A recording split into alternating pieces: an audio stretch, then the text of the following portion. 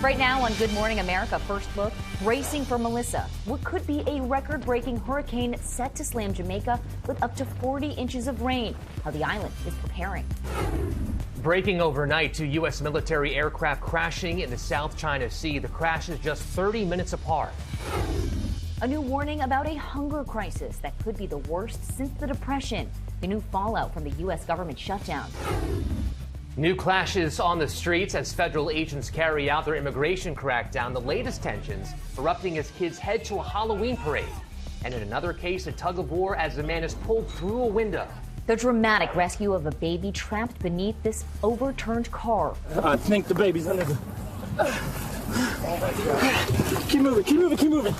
An officer describes the terrifying moments. Tributes to a former NFL star whose death at the age of 41 is raising awareness about the need for more kidney donors. Plus, the 13-year-old whose invention inspired by his grandmother's health struggle just won a big award. And later, why so many families are having trouble finding the most popular Halloween costume. From ABC News, this is Good Morning America, First Look. Good Monday morning, everyone. I'm Sophie Flay. And I'm Perry Russom. We begin with the historic hurricane taking aim at Jamaica right now. Airports there are closed. The island is bracing for up to 40 inches of rain and catastrophic damage as Americans try to do their part to help. This morning, Hurricane Melissa closing in on Jamaica. A storm forecasters warn could be catastrophic. Heavy rain already lashing the island. Up to 40 inches expected in some areas, which could trigger landslides. The coast is bracing for a storm surge of up to 13 feet.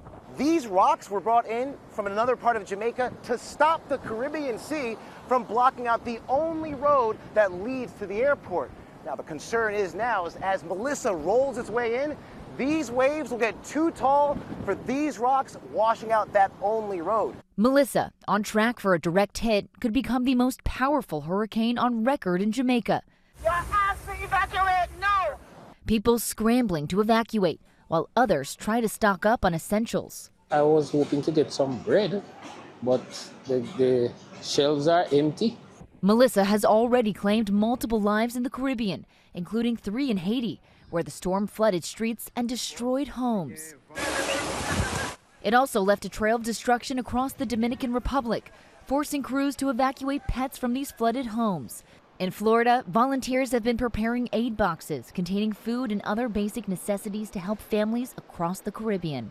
The impact is going to be so difficult with persons having to be without the necessary essential items. These families' necessity kits will at least help them get through a few days. Melissa is expected to make landfall in Jamaica early tomorrow. The Pentagon is investigating what caused back-to-back military crashes in the South China Sea. Officials say a Navy helicopter and a fighter jet went down during routine operations, crashing just 30 minutes apart. Both aircraft were from the USS Nimitz. The crew members were rescued and reportedly in stable condition. Now to the government shutdown, about to enter its 5th week, prompting warnings about a hunger crisis that could be the worst since the Great Depression because of a crucial program running out of money. ABC's Nicole D'Antonio has the details. Nicole, good morning. Well, Sophie, good morning to you. Tens of millions of Americans could see their food assistance run out this coming weekend, and food banks already stretched to the limit are seeing even longer lines. This morning, more than 40 million people, that's roughly 1 in every 8 Americans, are bracing to see their food assistance run out later this week, creating a food crisis some experts say could be the worst since the Great Depression, all because of the government shutdown. The U.S. Agriculture Department, which administers the SNAP or Food Snap program, announcing, quote, the well has run dry. Everyone's worried that, they're not going to be able to feed their families. Federal workers who've been furloughed and fired during the shutdown are now joining lines at food banks, which were already strained by high grocery prices. Now, as demand rises, donations are down in some areas. Before I receive between 35 to 50 pallets a weekly basis, and now I receive around to 22 pallets. And with food pantries only able to provide 1 meal for every 9 that federal food assistance does, the gap created by the loss of SNAP benefits is unlikely to be filled. Republicans blame Democrats. The Food and Nutrition Service website now has a banner that reads, Senate Democrats have now voted 12 times to not fund the food stamp program. But Democrats note President Trump has other options. The president has discretionary funds where he could put those into making sure we don't miss SNAP payments. Another 700,000 federal workers are set to miss their first full paychecks this week. Among them, air traffic controllers, who've begun calling out sick and taking second jobs, leading to staffing shortages at major airports. LAX issuing a temporary ground stop yesterday. Amid the shutdown, President Trump is in Asia this morning negotiating trade deals set to meet with China's president Thursday. U.S. and Chinese officials have agreed to the framework of a trade deal that would lower tariffs and end the Chinese boycott of American soybeans. Our soybean farmers will feel very good about what's going on, both for this season and the coming seasons for several years. That trade deal, as well as a trade deal to sell TikTok, are expected to be finalized when Trump and President Xi meet Thursday. And as for the government shutdown, there's talk of Republicans possibly using the so-called nuclear option in the Senate to end the stalemate. That would allow a spending bill to pass with a simple majority instead of 60 votes. But now the pressure is growing because on November 1st, that food assistance will be cut off. Perry. Nicole D'Antonio live in Washington. Nicole, thank you. A big win for the president of Argentina, who was a close ally of President Trump. Javier Milei's Libertarian Party won key districts in yesterday's midterms. He recently visited the White House as the U.S. agreed to provide a $40 billion bailout for his economy. 2 suspects are being questioned in France in connection with the jewelry heist at the Louvre.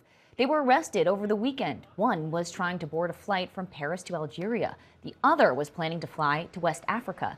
The men were known to police and had been linked to other robberies. Sources say DNA from a motorbike helmet left at the scene was matched to one suspect. 2 others are still on the run. Sources say investigators believe the thieves had help from the inside. No sign yet of the jewels. Now to new clashes on the streets of Chicago and elsewhere as federal agents carry out their immigration crackdown. The latest tensions erupting as kids head to a Halloween parade. This morning, Homeland Security is defending actions taken by federal officers in Chicago over the weekend that sparked outrage from some residents. Tear gas at Old Irving Park right now, our own neighborhood, scaring our children. A Halloween parade for kids canceled after agents deployed what appeared to be tear gas. We were supposed to be standing on this corner with hundreds of families walking around, and we're just being terrorized by ICE. DHS says the agents were acting in self-defense after a crowd started gathering during the arrest of a construction worker who was in the country illegally. I'm gonna throw it right back at you.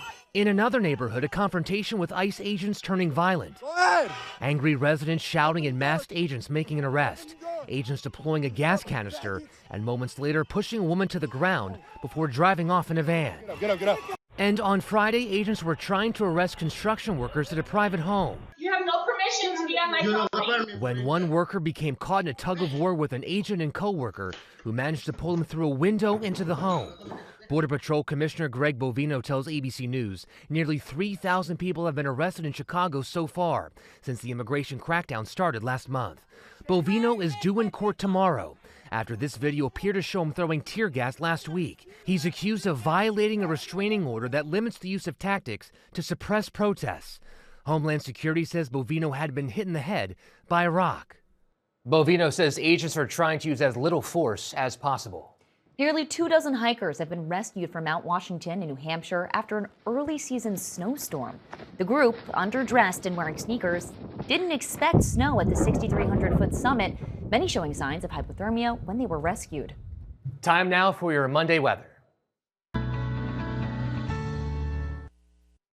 Good morning. We continue to track very powerful, potentially catastrophic Hurricane Melissa as it makes its final approach to Jamaica later on today into tomorrow morning. Potential landfall as either a strong Category 4, maybe even a Category 5 storm before it heads over eastern Cuba by Wednesday morning, maybe threatening Bermuda by later on in the week. But the damage will have already been done over parts of Jamaica and eastern Cuba. We're talking 15 to 25 inches of rain, destructive winds, and storm surge. Meteorologist Jeff Smith, ABC News. Coming up, a decision from a jury about the risk for concussions in football. Also ahead, the dramatic rescue of a baby trapped beneath this overturned car. An officer describes the terrifying moments. And later, what we've learned about the Colonel Sanders lookalike. There he is at the World Series. An urgent food safety recall this morning. Hormel Foods is recalling nearly 5 million pounds of ready-to-eat frozen chicken products because pieces of metal may be inside the food. The chicken was distributed to hotels, restaurants, and other institutions through September. The NCAA has been ordered to pay a former college football player $18 million. A South Carolina jury ruled the organization was negligent by failing to warn Robert Geathers about the long-term effects of concussions. Geathers played football for South Carolina State University back in the 1970s. Doctors say he has symptoms of CTE. His lawyer claims the NCAA withheld information about concussion risks for years. Now to Texas and the heart-stopping rescue of a baby trapped beneath a car. Here's ABC's Allison Cossack. This was the moment police in Fort Worth ran toward a car that had flipped over in a crash, ejecting a mother and her 1-year-old daughter. The mother can be seen on the ground, in the background on the left, as the officers search for the baby. Under here. We need to move the car. Realizing the baby is pinned underneath, the officers get other drivers who had stopped at the scene to help them lift the car. I think the baby's under the... Keep moving, keep moving, keep moving. Raising it just enough for one of the officers to grab the child's leg and pull her to safety. She was unresponsive but had a pulse. The officer turns her head to the side and opens her airway, while the other officer begins CPR. She has a pulse. Is she breathing though? After 2 long minutes, there it is. Come on, baby. Keep working. The girl begins to make noises, then starts to cry. There you go. Yeah. There you go, Mama. They did what they were trained to do, and it was absolutely amazing. Also amazing, the officers just happened to be nearby before the crash. Fortunately, these officers were actually a few vehicles behind this accident that took place. So as the call came out and got dispatched, these officers were rolling up on scene within seconds. They went into action. They're heroes. You know, we always look at the definition of hero. You don't have to look anymore. You watch this video and you'll see it yourself. The baby is expected to make a full recovery. The police department issued a statement saying they're beyond proud of those 2 officers, Sergeant Nichols and Officer Bounds. Sophie, Perry? Allison, thank you. Coming up, the shortage of Halloween costumes this year. But first, the tributes to a former NFL star whose death at the age of 41 is raising awareness about the urgent need for more kidney donors. We are back with another very expensive, high-profile firing in college football. LSU has fired Brian Kelly after a blowout loss Saturday. Separation deals being discussed, but Kelly is owed $54 million in buyout money. His firing comes weeks after Penn State fired James Franklin. He got a $49 million buyout to leave his team. We turn now to the death of a former NFL star, raising awareness about the need for more kidney donors. The football world is in mourning after the sudden death of former New York Jets star Nick Mangold. He's not going to be caught. Touchdown, New York Jets. He died Saturday from kidney disease complications. Mangold was diagnosed back in 2006 with a genetic defect that led to chronic kidney failure. He recently learned he needed a kidney transplant.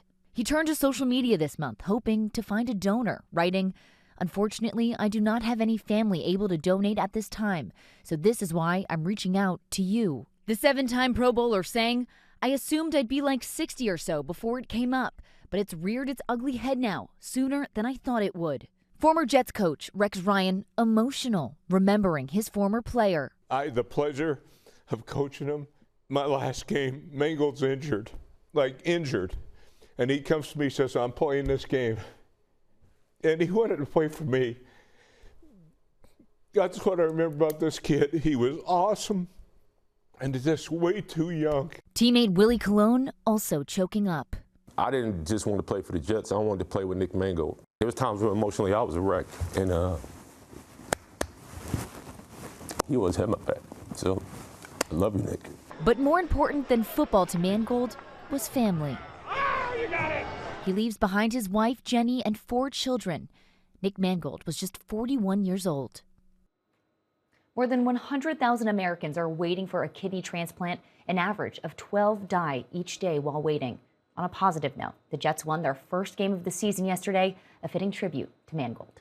After a strong start last night, Aaron Rodgers and the Steelers were no match for Rodgers' former team, the Packers. Green Bay quarterback Jordan Love played one of his best games of his career completing 20 straight passes at one point. It was a 35-25 win over his former mentor. Coming up, the 13-year-old whose invention just won a big award. Plus, you've heard of Fat Bear Week, right? Well, now there's a winner of Fat Squirrel Week. Look at the crown.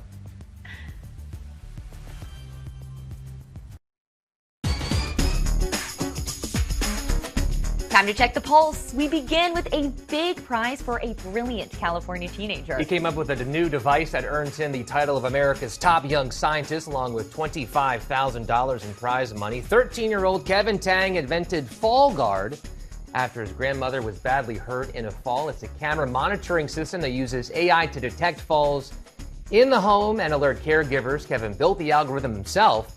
He's hoping to make the device free or at least inexpensive.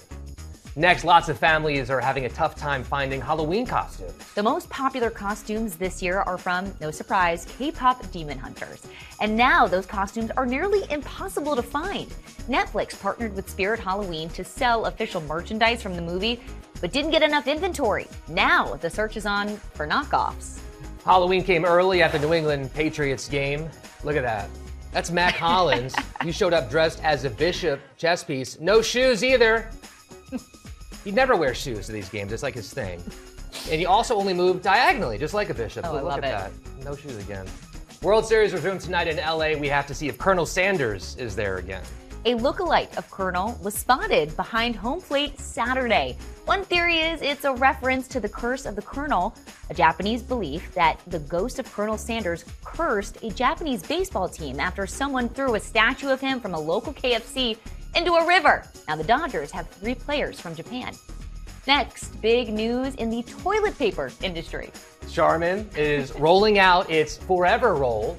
It includes 1,700 sheets, which is supposed to be enough for a whole month, but that's all really depending on how many people live in your house.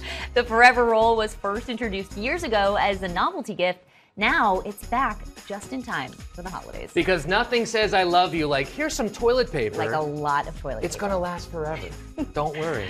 And finally, there's a winner in the first ever Fat Squirrel Week competition in Texas. This was inspired by, there's the squirrel, look at him go. This was inspired by Fat Bear Week in Alaska. So the goal was to showcase the chubbiest squirrels from state parks across Texas. The winner is Chunkosaurus Rex, and the squirrel he beat was Chunk Norris. Checking more top stories, U.S. aircraft carriers moving closer to Venezuela as the Trump administration ramps up its attacks on alleged drug smugglers. A U.S. warship has also arrived in nearby Trinidad and Tobago for military exercises. The suspect in the killing of conservative activist Charlie Kirk is due in court today. A judge will rule on whether Tyler Robinson can wear civilian clothes during future court hearings. Extreme flooding near Orlando, Florida overnight. This car was left submerged in the city of Eustis. The driver is okay. Part of a street also washed away. Today's weather, rain from Florida to Virginia and in the northern plains and upper Midwest. And Hurricane Melissa roars toward Jamaica with 145-mile-per-hour winds. And finally, caring for cats. It's one guy's passion almost by mistake. Danny New explains. Seemingly endless kittens, all in the care of one man. Hi! About 6 weeks. This is Frankenstein. Very scary. Abdul Rahim here has spent the past few years fostering hundreds of cats from his family's home in D.C. as he takes care of all the feeding, cleaning, and maintenance to get these kitties ready for adoption.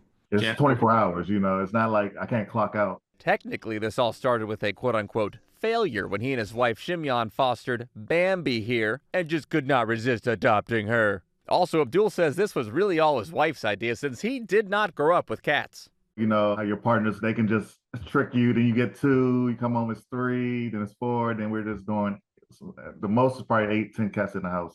Around 6 years later, not only is Abdul clearly a cat guy now, but so is his daughter, Haveen. Do you ever just kind of lather your face in salmon and just go lay down on the floor?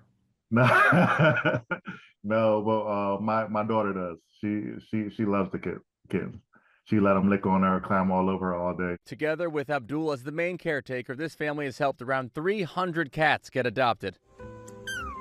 And thanks to videos like these picking up millions of views on social media, Abdul says people both donate and adopt from all over the country. Not to mention, Kind of been like therapeutic in a way. I don't know, when I come home and I see kittens, it's like a stress reliever. That makes a lot of sense. Yeah. So the kitten you saw him hold up earlier, Frankenstein, will be up for adoption in a few weeks, and he is at Abdul's Cats on social media if you want to adopt him. By the way, Sophie, we actually adopted you a kitten to say welcome to our team, so just check your desk after the show and welcome. Sophie Flay, the newest anchor of Good Morning America First Look from our great station, KABC. Congratulations. Oh, thanks, Barry. So happy to be here with you. And that's your first look. Have a great day.